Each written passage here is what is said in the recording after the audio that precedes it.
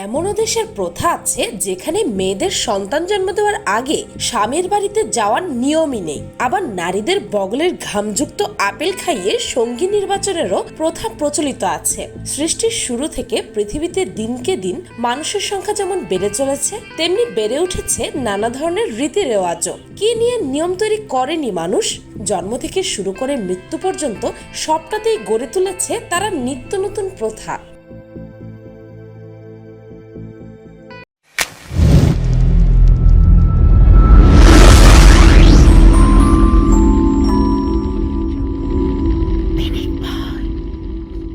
Number 1, গর্ভ ভাড়া দেওয়ার ব্যবসা। চিকিৎসা বিজ্ঞানে স্যারোগেসি কথাটার সহজ অর্থ করা যেতে পারে অন্য মায়ের গর্ভ ব্যবহার করে সন্তান জন্ম দেন যে মা গর্ভধারণে অক্ষম। এক্ষেত্রে তার ভ্রূণ অন্য মায়ের গর্ভে স্থাপন করা হয়, সেখানেই বেড়ে ওঠে তার সন্তান। কিন্তু জন্মের পরপর গর্ভধারিণী মায়ের কাছ থেকে শিশু চলে আসে ভ্রূণ যার কাছ থেকে নেওয়া হয়েছিল ওই মায়ের কাছে। ধনী দেশগুলোর নিঃসন্তান দম্পতিরা এভাবেই সন্তান নেওয়ার জন্য এখন দলে দলে ভিড় করছেন ভারতে, কারণ সেখানে এ নিয়ে গড়ে উঠেছে বিরাট ব্যবসা। গুজরাটের ছোট্ট শহর আনন্দেতে গড়ে উঠেছে সারোগেট মাদার বা গর্ভ ভাড়া দেন এমন মায়েদের বড় কেন্দ্র। নিঃসন্তান দম্পতিরা পৃথিবীর নানা প্রান্ত থেকে এখানে ভিড় করছেন সারোগেট মায়েদের সাহায্য নিতে, কেননা এখন অনেক দেশেই এভাবে গর্ভ ভাড়া দেওয়া আইনত নিষিদ্ধ হয়ে গেছে। কিন্তু গত 7 বছরে এভাবে প্রায় 200 দম্পতিকে সন্তান নিতে সাহায্য করেছেন ভারতের এই মহিলারা। এভাবেই জীবনযাপন করেন তারা। নাম্বার 2, সন্তান জন্ম দেওয়ার পর স্বামীর ঘরে যাবার প্রথা। ডগন রাজ্য ভ্রমণ পিপাসুদের কাছে অত্যন্ত আকর্ষণীয় একটি স্থান। সেখানকার প্রাকৃতিক সৌন্দর্য সবার চোখকে ধাঁধিয়ে দেয়। কঙ্গোর মালি এলাকার বান্দিয়াগার পাহাড়ি ঢালে গগন গোত্রের বসবাস। এখানকার নারীরা সন্তান জন্মের আগে তাদের স্বামীর ঘরে যাওয়ার অনুমতি পান না। এরা এতটাই অনন্য গোষ্ঠী যে বান্দিয়াগারা অঞ্চলটিকে ডগন রাজ্য বলা হয়। তাদের রীতিনীতি বেশ অদ্ভুত ধাঁচের, যা সবাইকে অবাক করে তোলে। আফ্রিকার ডগন পুরুষেরা বহু বিবাহ করতে পারে। তাদের স্ত্রীরা আলাদা আলাদা বাড়িতে বসবাস করে এবং প্রথম স্ত্রী পরিবারে উচ্চ পদে স্থান পায়। কিন্তু তাদের প্রথা হচ্ছে ডগন নারীরা প্রথম সন্তান জন্মের পরই তাদের স্বামীর ঘরে থাকতে পারবে। এমনকি তারা স্বামীর ঘরে যাবার আগে অনেকের বিবাহ বিচ্ছেদ হয়ে যায়। এই জাতির বিবাহ বিচ্ছেদে পুরো গ্রামের মানুষের উপস্থিত থাকতে হয়। নারীরা বিবাহ বিচ্ছেদের পর প্রথম সন্তান সঙ্গে নিয়ে যেতে পারেন, আর বাকিদের তার স্বামীর কাছে রেখে যেতে হয়। ডগন পুরুষদের খতনা হবার পর পুরুষই বিবাহ ও সন্তান না হওয়া পর্যন্ত দ্বীপে থাকেন। ডগন আদিবাসীদের এই প্রথাগুলো প্রজন্ম ধরে চলে আসছে। নাম্বার 3, মেয়েদের সূচিকরণ। সাউথ ইস্ট আফ্রিকার দেশ মালাউইয়ের দক্ষিণের গ্রামগুলোতে রয়েছে অদ্ভুত অমানবিক ঘৃণ্য প্রথা। মেয়েরা ঋতুমতী হলেই এখানকার মেয়েদেরকে একজন পুরুষের সঙ্গে বাধ্যতামূলকভাবে শারীরিক সংসর্গ করতে হয়। এর বিনিময়ে আবার সেই পুরুষটাকে টাকাও দিতে হয়। ধর্ষণ তো নয়, এটা এলাকার গ্রামগুলোতে এক ধরনের ঐতিহ্য ও সংস্কৃতি বলে গণ্য করা হয়। এমনকি কোনো মহিলার স্বামী মারা গেলে ও মৃতদেহ কবর দেওয়ার আগে ওই বিধবা নারীকে একবার বাধ্যতামূলক শারীরিক সংসর্গ করতে হয় আরেকজনের সঙ্গে, এমনকি ওই নারী যদি তখন গর্ভবতী অবস্থায় থাকে তাও। তবে যে কোনো পুরুষের শারীরিক সংসর্গ করা যাবে না, এই জন্য সমাজের বাধা ধরার লোকও আছে। স্থানীয় ভাষায় এদেরকে বলা হয় হায়না। প্রাপ্তবয়স্ক ও মধ্যবয়স্ক ব্যক্তিগুলো এই প্রথার সুযোগ নিয়ে লাগাতার কুমারী মেয়েদের লাঞ্ছনা করে চলেছে, একই সঙ্গে ঘরে তুলছে পয়সাও। স্থানীয় মানুষের বিশ্বাস এই প্রথা চলে আসছে হাজার বছর ধরে। এই বর্বর প্রথাকে বলা হয় মেয়েদের সূচিকরণ। এই গোষ্ঠীর মানুষদের ধারণা এই প্রথার মধ্য দিয়ে শুদ্ধ হয় কিশোরীরা। নাম্বার 4, নারীদের ঘিরে ভুটানের ভয়ঙ্কর বোমেনা প্রথা। ভুটান দেশটি বিশ্বের সব থেকে সুখী দেশগুলোর মধ্যে অন্যতম। তবে এই ভুটানেই এমন এক আজব রীতির প্রচলন রয়েছে যা শুনলে আপনি অবাক হতে বাধ্য হবেন। এই আজব রীতির নাম হলো বোমেনা। বোমেনা হলো গভীর রাতের এক শিকার। ভুটানের একদম প্রত্যন্ত জায়গাগুলোতেই এই রীতির প্রচলন আছে। এই প্রথা হলো পুরুষেরা রাতের অন্ধকারে মেয়ের সন্ধানে ঘুরে মেয়েদের ঘরে ঢুকে যায় ও তাদের শারীরিক সম্পর্কে বাধ্য করে। যদি পরের দিন সকাল অবধি ওই পুরুষ ওই মহিলার ঘরেই থাকে তাহলে দুই পরিবারের সম্মতিতে তাদের বিয়ে দিয়ে দেওয়া হয়। কিন্তু যদি ভোরের আলো ফোটার আগে ওই পুরুষ ঘর ছেড়ে বেরিয়ে যায় তাহলে মহিলার পরিবারের তরফ থেকে কোনো দোষ দেওয়া হয় না। এছাড়া এরকম অদ্ভুত প্রথার জন্য অনেক সময়ই গর্ভবতী হয়ে পড়েন অনেক মহিলা, তখন তাদের সিঙ্গেল মাদার হিসেবেই থাকতে হয়। নাম্বার 5, অদ্ভুত প্রথার কারণে বিয়ে হচ্ছে না সুন্দরী নারীদের। দক্ষিণ পূর্ব ব্রাজিলের নোয়াডে কর্ডেরিও গ্রাম, জায়গাটি যতটা সুন্দর এই গ্রামের মেয়েগুলো ততটাই সুন্দর। এখানে বসবাসকারী যুবতীরা এই প্রথমবার নিজেদের যোগ্য সঙ্গীর খোঁজ শুরু করেছেন। তবে শর্ত হলো বিয়ের পর বরকেও যে তার সঙ্গে থাকতে হবে।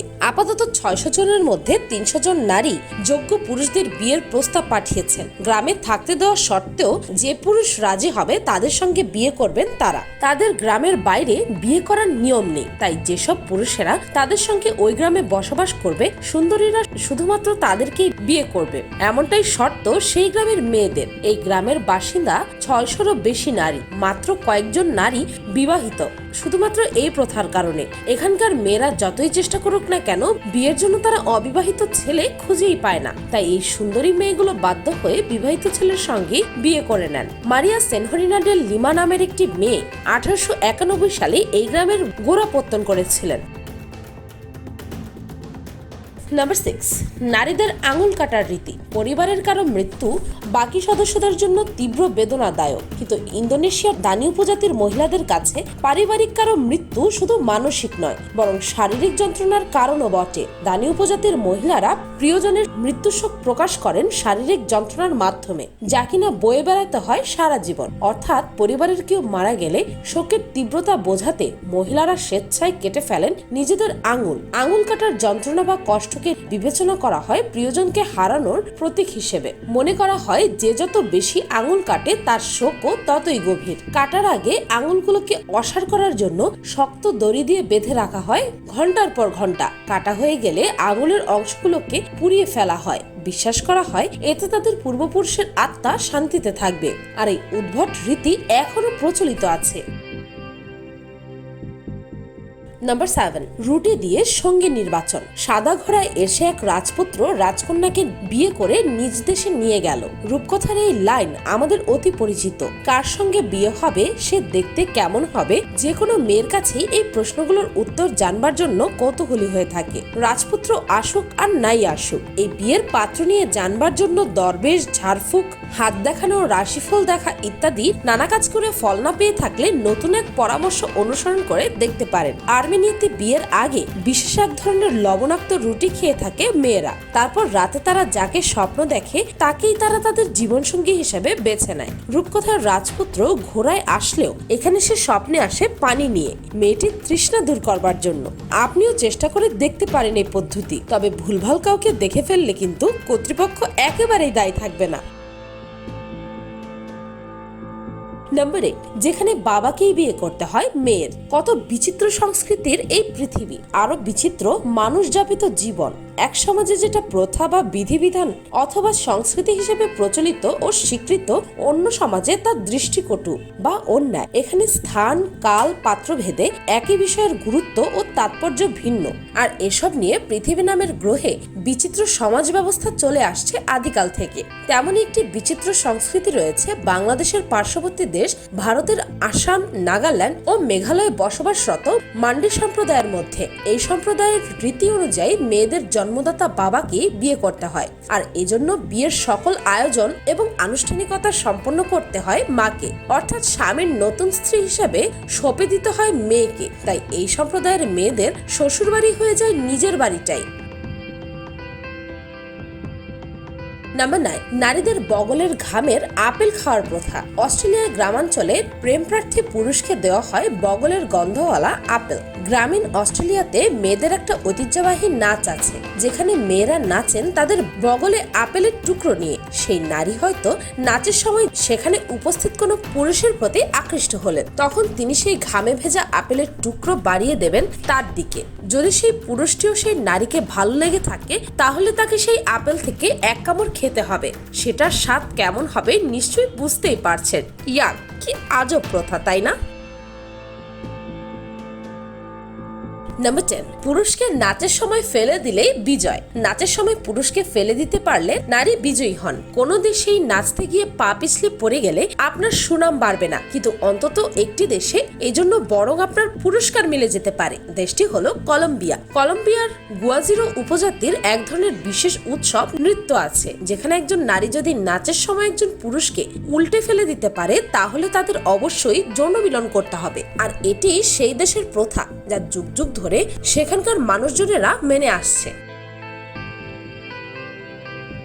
একটি জাতির সংস্কৃতি সেই জাতির নিজস্ব ইতিহাস, ঐতিহ্য, বিশ্বাস, আচার, অনুষ্ঠান, ধ্যান ধারণা ইত্যাদি সামগ্রিক পরিচয় বহন করে। দেশ, জাতি, ধর্মভেদ, আচার ও রীতির ধরনও আলাদা আলাদা হয়ে থাকে। বৈচিত্র্যময় সংস্কৃতির মাঝেই আছে এমনই উদ্ভট কিছু রীতি ও প্রথা যা হতবাক করে দেয় আধুনিক সভ্যতাকে। নিগুড় বিশ্বাস ও ঐতিহ্যকে কেন্দ্র করে পালন করা হয় অদ্ভুত ও উদ্ভট কিছু রীতি। এইসব আচার ও সংস্কৃতিকে শুধু উদ্ভট বললে ভুল হবে।